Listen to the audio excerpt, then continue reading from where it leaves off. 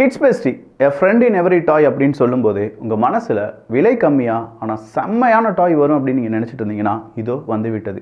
நம்ம வீட்டு குழந்தைக்கு தூங்கும்போது ஒரு நைட் லேம்ப், அதுவும் கலர் சேஞ்ச் பண்ணக்கூடிய ஒரு நைட் லேம்ப், டேப் பண்ணால் மட்டும் போதும் அப்படிங்கிற ஒரு நைட் லேம்பை 399 ரூபாய்க்கு கொடுக்க போகிறோம். பாண்டா நைட் லேம்ப் இருக்குது, டக் நைட் லேம்ப் இருக்குது, அடுத்ததாக ஸ்லீப்பிங் ரேபிட் நைட் லேம்ப் இருக்குது, நான்காவதா ஸ்லீப்பிங் பாண்டா அப்படிங்கிற இந்த நைட் லேம்ப் இருக்கு. இது நாலுமே ரீசார்ஜபிள் தான். டைப் சி கேபிளும் இது கூடவே இன்க்ளூட் ஆகிருக்கும். டேப் பண்ணும்போது இதனுடைய கலர் மாறிக்கிட்டே இருக்கும். 30 மினிட்ஸ் மட்டும் எனக்கு இது வேணும் அப்படின்னாலும் நம்ம அந்த மாதிரி செட்டிங்ஸ்லையும் வச்சுக்கலாம். நாலுக்குமே விலை 399 ரூபா. எந்த டிசைன் உங்களுக்கு பிடிச்சிருக்கோ அதை வாங்கிக்கோங்க. ஒவ்வொன்றும் 100லேருந்து 150 பீஸ் தான் இருக்குது. வேணுங்கிறவங்க உடனடியாக வாங்கிக்கோங்க.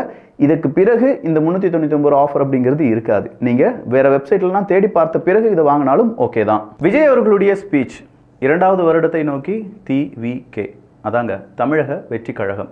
இன்னைக்கு விஜய் அவர்களுடைய ஸ்பீச்சை ட்ரோல் பண்ணக்கூடிய திமுக, நாம் தமிழர் கட்சி சார்ந்தவர்கள், பாஜகவை சார்ந்தவர்கள் அப்படின்னு சொல்கிறவங்க எல்லாருமே ஒரு விஷயத்தை சரியாக கவனிக்கணும். விஜய் அவர்களுடைய வளர்ச்சி உங்களுடைய இந்த ட்ரோல்ஸ்லேருந்து ஒருவேளை ஆரம்பிக்கலாம். ஆனால் அதே நேரத்தில் தமிழக வெற்றி கழகத்தை சார்ந்தவர்கள் எங்களுக்கு வளர்ச்சி மட்டும்தான் இருக்கும் அப்படிங்கிற அந்த மமதையும் வேண்டாம். ஒருவேளை உங்களுக்கான வீழ்ச்சியும் இங்கிருந்து ஆரம்பிக்கலாம். இன்றைய அரசியல் சூழ்நிலையில் விஜய் அவர்களுடைய ஸ்பீச்சும் அதற்கு எதிர்வினையாக வந்திருக்கக்கூடிய பல செய்திகளையும் இங்கே நாம் பார்க்க போகிறோம். இது ஆழமான அரசியல் சதுரங்கம்.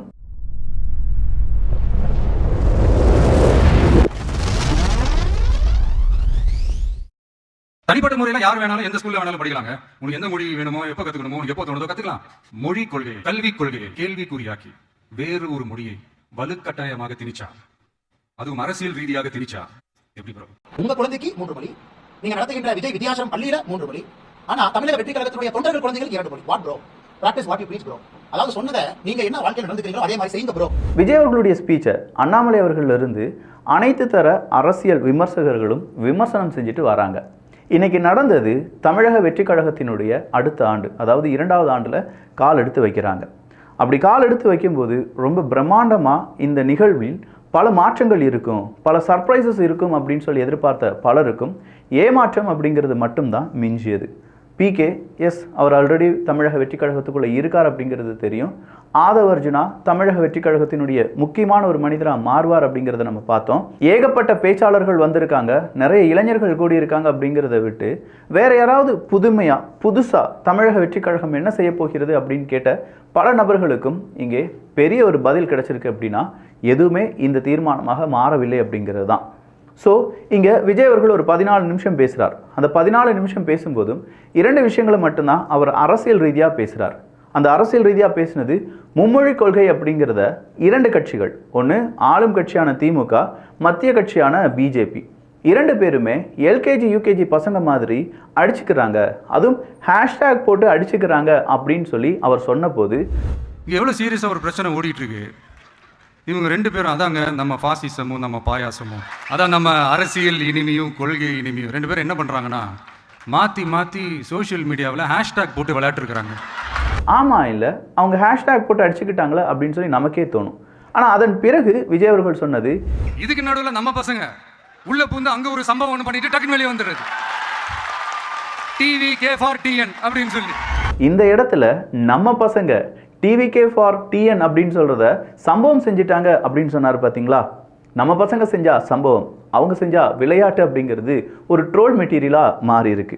எல்லாருமே விளையாண்டுட்டு தானே இருந்தீங்க அப்படிங்கிறதும், இல்லை எல்லாருமே சம்பவம் செஞ்சீங்களா அப்படிங்கிறதும், இல்லை ஒருத்தவங்க செஞ்சா சம்பவம் ஒருத்தவங்க செஞ்சா விளையாட்டு அப்படின்னு சொல்கிறதும் இங்கே அரசியல் ரீதியான விமர்சனத்துக்கு ஆளாகி இருக்கிறது அப்படின்னு சொல்லலாம். சரி, உண்மையிலேயே இந்த ஹேஷ்டேக் ட்ரெண்டிங் இல்லை இவங்களுக்குள்ள ஒரு செட்டப் இருக்கா அப்படிங்கிற ஒரு கேள்வியை இதிலிருந்து நம்ம கேட்கலாம். திமுகக்கும் BJPக்கும். திமுகக்கு பெரிய சிக்கல் எங்கேருந்து வந்துச்சு? அண்ணா பல்கலைக்கழக விஷயத்திலிருந்து யார் அந்த சாரா இருக்கட்டும், தொடர்ச்சியாக நடந்த பல விஷயங்களாக இருக்கட்டும், இங்கே எல்லாத்துலேயுமே திமுகக்கு பெரிய பின்னடைவு அப்படிங்கிறது ஏற்பட்டுச்சு. ஆனால் இப்போ அந்த பின்னடைவை பற்றி எல்லாமே நம்ம பேசுகிறோமா? இல்லையே. வெறும் மும்மொழி கொள்கை, ஹேஷ்டேக் ட்ரெண்ட் ஆனது, அடுத்ததாக இந்த 39 MPs அப்படிங்கிறத கம்மி பண்ண போகிறாங்க அப்படின்னு சொல்கிறது, இந்த நரேட்டிவ்லாம் செட் பண்ணது யார் அப்படின்னு பார்த்தீங்கன்னா திமுக தான். ஸோ வெரி வெல் பிளான் பண்ணி அதை எக்ஸிக்யூட் பண்ணிட்டு இருக்காங்க திமுக. அதற்கு சர்வசாதாரணமாக வழி கொடுத்து மாறிக்கொண்டிருக்கிறார்கள் BJP. அண்ணாமலை அவர்களுடைய அடுத்தடுத்த காய் நகர்வு அப்படிங்கிறத மார்ச் 22ஆம் தேதி நீங்கள் பார்ப்பீங்க அப்படின்னு சொல்லி அண்ணாமலை அவர்கள் சொல்கிறாங்க. இதுவரையிலும் இல்லாத அளவுக்கு நாங்கள் ஒரு மாநாட்டை நடத்தப் போகிறோம். அந்த மாநாடு திருச்சியில் வச்சு நடக்க போகுது. நாங்கள் திமுகக்கு ஈக்குவலா அப்படின்னு சொல்றதுக்கு விரும்பல. திமுகவை விட ஒரு படி மேலே நிற்கிறோம் அப்படிங்கிறத காண்பிப்பதற்கான ஒரு முக்கியமான விஷயமாக இதை பார்க்க போகிறோம்.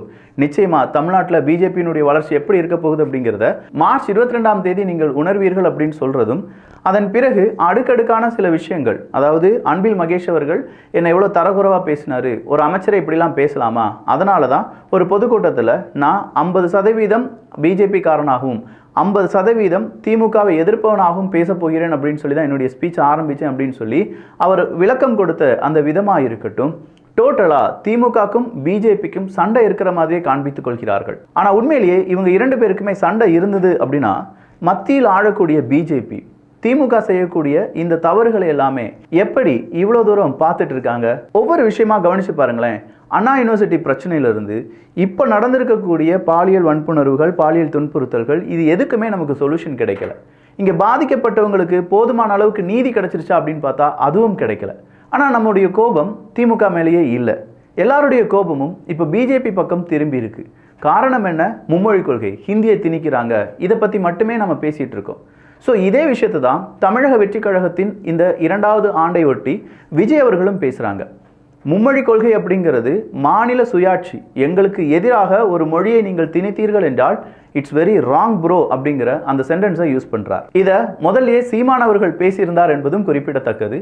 ஸோ சீமான் அவர்களுடைய ஸ்பீச்சை விஜய் அவர்கள் உன்னிப்பாக கவனிக்கிறார் அப்படிங்கிறத தெளிவாக நம்மளால் புரிஞ்சுக்கிட முடியுது. இதை விட ஆதவ அர்ஜுனா அவர்கள் சொன்ன இன்னொரு ஸ்பீச் இருக்குது. ஸ்டாலின் அவர்கள் ஒரு கட்டத்தில் விஜய் அவர்கள் போடுற மாதிரியே வெள்ளை கலருக்கான ஷர்ட், ஒரு க்ரீம் கலர் பேண்ட்டை போட்டுட்டு ஒரு வீடியோவை ரிலீஸ் பண்ணியிருந்தார்.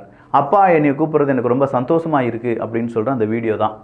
அந்த வீடியோவில் எக்ஸாக்டாக விஜய் அவர்கள் எப்படிலாம் நடப்பார், எப்படி இருப்பார் அப்படிங்கிற மாதிரியே ஸ்டாலின் அவர்களை போர்ட்ரேட் பண்ணியிருந்தாங்க. சொல்லப்போனால் விஜய் அவர்களாகவே மாறி இருந்தார் ஸ்டாலின் அவர்கள். இதை பலரும் சோஷியல் மீடியாவில் விமர்சனமாக வைத்திருந்தார்கள். அதே விமர்சனத்தை ஆதவ அர்ஜுனா அவர்களும் வைக்கிறார். ஆதவ அர்ஜுனா இதில் ஸ்கோர் பண்ணுவார் அப்படின்னு சொல்லி பார்த்தபோது எஸ், அவர் ஸ்கோர் பண்ணார். ஏன் நான் தமிழக வெற்றி கழகத்துக்குள் வந்தேன், தலைவர் விஜய் அவர்கள் என்கிட்ட என்னெல்லாம் சொல்லியிருக்காரு, நாங்கள் எந்த மாதிரியான தீர்மானத்தில் இருக்கோம், அடுத்ததாக விஜய் அவர்கள் படத்தில் நடிப்பாரா இல்லையா அப்படிங்கிற பல கேள்விகளுக்கான விடையை ஆதவ அர்ஜுனா கொடுத்திருந்தார். நிச்சயமாக படத்தில் நடிக்காமல் இருப்பார் அப்படின்னு சொல்லி ஆதவ அர்ஜுனா அவ்வளவு ஸ்ட்ராங்காக சொல்கிறார். ஏன்னா ஒரு காலில் நாங்கள் அரசியலும் இன்னொரு காலில் நாங்கள் சினிமாவையும் வைத்து ஒரு சவாரி போடுறதுக்கு விரும்பவில்லை எங்கள் தலைவர். எங்கள் தலைவர் வாழ்நாள் முழுவதுமாக மக்களுக்காகவே வாழப்போகிறார் அப்படின்னு சொன்னதிலிருந்து இனி விஜய் அவர்கள் நடிக்க மாட்டார் அப்படிங்கிறத கொஞ்சம் நம்மளால் புரிஞ்சுக்கிட முடியுது. சரி, இதுக்கு பிறகு பேசினவங்க நிறைய பேர் சினிமா டைலாக பேசுகிறாங்க.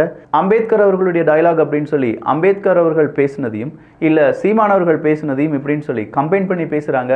இதே மாதிரி ஏகப்பட்ட சொதப்பல்கள் இந்த தமிழக வெற்றி கழகத்தின் இந்த மீட்டிங்கின் போது இருந்தது என்பது குறிப்பிடத்தக்கது. இதெல்லாம் தாண்டி அடுத்ததாக பலவிதமான முயற்சிகளில் தமிழக வெற்றி கழகம் ஈடுபட போகிறது. பூத் லெவலில் ரொம்ப ஸ்ட்ராங் பண்ண போகிறோம் அப்படின்னு சொல்லி விஜய் அவர்கள் சொல்லியிருப்பதும், தமிழக வெற்றி கழகத்தினுடைய அடுத்தடுத்த நகர்வுகளை PK கண்டிப்பாக பார்க்க போகிறார், நோட்டமிட போகிறார் என்பதையும் நம்மளால் புரிந்து கொள்ள முடியுது. PK அவர்கள் சொல்கிறாரு, இதுவரையிலும் தமிழ்நாட்டில் ஒரு பீகாரி ரொம்ப பெரிய அளவில் ஃபேமஸ் அப்படின்னா அவர் வேறு யாருமே கிடையாது, தோனி அவர்கள் தான். ஆனால் அடுத்த வருடம் இதே தமிழக வெற்றி கழகத்தை வின் பண்ண வச்சுட்டேன்னா இந்த பீகாரி, அதாவது PK அவர்கள் தான் தமிழ்நாட்டில் பெரிய அளவில் பேசப்படுவார் அப்படிங்கிறத நீங்கள் நம்புறீங்களா அப்படிங்கிற கேள்வியை கேட்குறார். உண்மையிலேயே PK அவர்களுக்கு இந்த கான்ஃபிடென்ட் எங்கேருந்து வந்தது? இல்லை சும்மா உதார் விடுறாரா? பீகார்லேயே அவரால் ஜெயிக்க முடியலையே, அவருடைய ஸ்ட்ராட்டஜி தமிழ்நாட்டில் எடுபடுமா? இல்லை திமுகவினுடைய ஒட்டுமொத்தமான ஜாதகமும் PK கையில் இருக்கா அப்படிங்கிற ஒரு கேள்வி இருக்குது. இந்த இடத்துல PK அவர்களுடைய இந்த ஸ்பீச்சை 2 விதமாக பார்க்கலாம். ஒன்று, திமுகவினுடைய ஜாதகம், ஏன்னா இவங்க திமுகக்காக வேலை பார்த்துருக்காங்க. ஆதவ அர்ஜுனாவாக இருக்கட்டும், PK அவர்களாக இருக்கட்டும், 2 பேருமே திமுக வின் பண்ணுறதுக்கு என்னென்ன ஸ்ட்ராட்டஜி செய்யணும், எப்படி நியூஸை பரப்பணும், அந்த நியூஸை யார் யார் பேசணும் இப்படின்னு சொல்கிற பல வியூகங்களை அமைத்து கொடுத்த நபர்கள். அப்போ இதே மாதிரியான வியூகங்கள் திமுகக்கு எப்படி அமைத்து கொடுத்திருப்பார்கள், திமுகவினுடைய வியூகங்கள் எப்படி இருக்கும் அப்படிங்கிறது எல்லாமே இந்த PKக்கும் ஆதவ அர்ஜுனா அவர்களுக்கும் தெரியும். அதனால் கான்ஃபிடெண்ட்டாக PK அவர்கள் பேசியிருப்பார் அப்படின்னு சொல்லி கொஞ்சம் பேர்.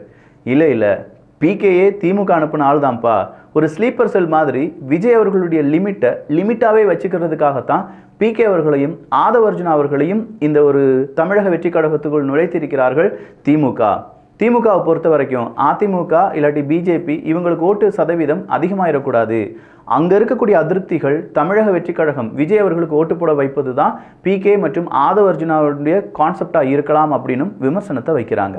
இதில் எது உண்மையாக இருந்தாலும் 2026 நமக்கு அதுக்கான ரிசல்ட் தெரிய போகுது. ஆனால் இப்போ இருக்கக்கூடிய மிக முக்கியமான சிக்கலில் ரொம்ப பெரிய சிக்கல் தலைவர்கள் தான். தலைவர்கள் அப்படின்னு சொல்லும்போது ஆளுமை நிறைந்த தலைவர்கள் இப்போ இல்லை. அது கருணாநிதி அவர்களாக இருக்கட்டும், ஜெயலலிதா அவர்களாக இருக்கட்டும். இந்த இடத்துல நான் 2 பேரையுமே கருணாநிதி அவர்கள், ஜெயலலிதா அவர்கள் அப்படின்னு தான் சொன்னேன். இதே கேள்வியை நீங்கள் திருமாவளவன் அவர்களிடம் கேட்டபோது தற்போதுள்ள சூழலில் கலைஞரும் ஜெயலலிதாவும் இல்லை என்கிற ஒரு தமிழக வெற்றி கழகத்தினுடைய இந்த கூட்டம் எப்படி இருந்துச்சு அப்படின்னு சொல்லி திருமாவளவன் அவர்களிடம் கேட்கப்படுது. அந்த நேரத்தில் திருமாவளவன் அவர்கள் சொல்கிறாரு, கலைஞர் அவர்களும் ஜெயலலிதா அவர்களும் இல்லாமல் இருக்கக்கூடிய அந்த சீன். இங்கே கலைஞர் அப்படின்னு சொல்லி கருணாநிதி அவர்களையும், ஜெயலலிதா அப்படின்னு சொல்லி ஜெயலலிதா அவர்களையும் சொல்கிறாங்க. இதில் என்ன விக்கி நீ கண்டுக்கிட்ட அப்படின்னு கேட்கலாம். ஒரு தலைவரை பேசும்போது மரியாதை நிமித்தமாக கலைஞர் அப்படின்னும், இன்னொரு தலைவரை பேசும்போது செல்வி அம்மையார் ஜெயலலிதா அப்படின்னு சொல்லி, இல்லாட்டி புரட்சி தலைவி ஜெயலலிதா அப்படின்லாம் சொல்லலாம். ஆனால் அதெல்லாம் சொல்லாமல் ஜெயலலிதா அப்படின்னு சொல்லும்போதும் அங்கே இருக்கக்கூடிய முரண்பாடுகளை நம்மளால் பார்க்க முடியுது. ஸோ திருமாவளவன் அவர்கள் முழு திமுக காரனாகவே மாறிட்டார். இந்த பக்கமாக இதே மாதிரியான சிக்கல்கள் வருங்கால அரசியலும் இருக்க போகுது. ஸோ தமிழக வெற்றி கழகத்தினுடைய ஒரு ஸ்பீச் இன்னைக்கு நடந்த இந்த கூட்டத்தில் பல சொதப்பல்களில் ரொம்ப முக்கியமான சொதப்பல் விஜய் அவர்கள் வாசித்த சில இடங்களில் கேப் கொடுத்தது தான். அந்த கேப்பை வச்சு இன்னைக்கு திமுக அவங்களுடைய ட்ரோலிங் எல்லாத்தையுமே செட் பண்ணிட்டு இருக்காங்க. அதே மாதிரி நாம் தமிழர் கட்சியை சார்ந்தவங்களும் விஜய் அவர்களுடைய அந்த ஒரு ஸ்பீச்சை அந்த ட்ரோல் மெட்டீரியலாக மாற்றிட்டு இருக்காங்க. இப்படி இதுக்கு முன்னாடி ட்ரோல் மெட்டீரியலில் சிக்கின ஒரு தலைவர் யார் அப்படின்னு பார்த்தா வேற யாருமே கிடையாது, இப்போதைய முதலமைச்சராக இருக்கக்கூடிய மு.க. ஸ்டாலின் அவர்கள் தான்.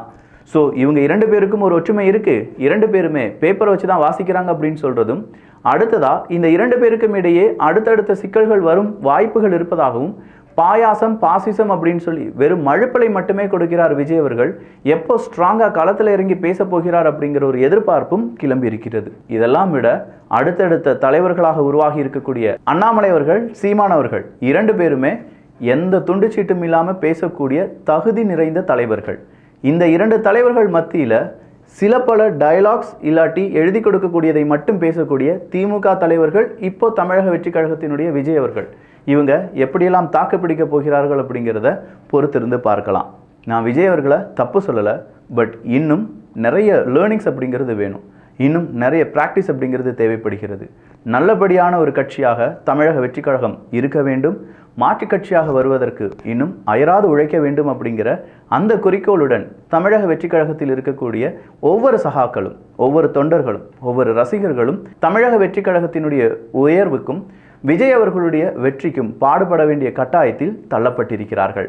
பார்க்கலாம் என்ன மாற்றம் நிகழப்போகிறது அப்படின்னு சொல்லி. ஸோ நான் முதலே சொன்ன மாதிரி கிட்ஸ் பெஸ்டியில் இந்த 4 விதமான நைட் லேம்ப் நம்ம வீட்டு குழந்தைக்கு செம்மையாக சூப்பரான ஒரு கிஃப்டாக இந்த நைட் லேம்பை கொடுக்கணும்னு நினச்சிங்கன்னா கிட்ஸ் பெஸ்டிக்கான லிங்க் கீழே இருக்குது. இந்த 2 தினங்கள் மட்டும்தான் 399 ரூபாய்க்கு இந்த பொருட்கள் கிடைக்கும். ஸோ 4க்குமான லிங்க் கீழே இருக்குது. உங்களுக்கு என்ன டிசைன் பிடிச்சிருக்கோ அதை நீங்கள் வாங்கிக்கோங்க. சொல்லப்போனால் சூப்பரான ஒர்த்தான ஒரு ஆஃபர், வேணுங்கிறவங்க இதை மிஸ் பண்ணிடாதீங்க. இந்த ஒரு காணொளி பற்றிய உங்களுடைய கருத்துக்கள் இங்கே வரவேற்கப்படுகின்றன. எல்லோரும் அரசியல் சதுரங்கத்தில் இணைந்திருங்கள். நல்லதை பகிர்ந்து நல்ல சமுதாயத்தை உருவாக்குவோம். நன்றி, வணக்கம்.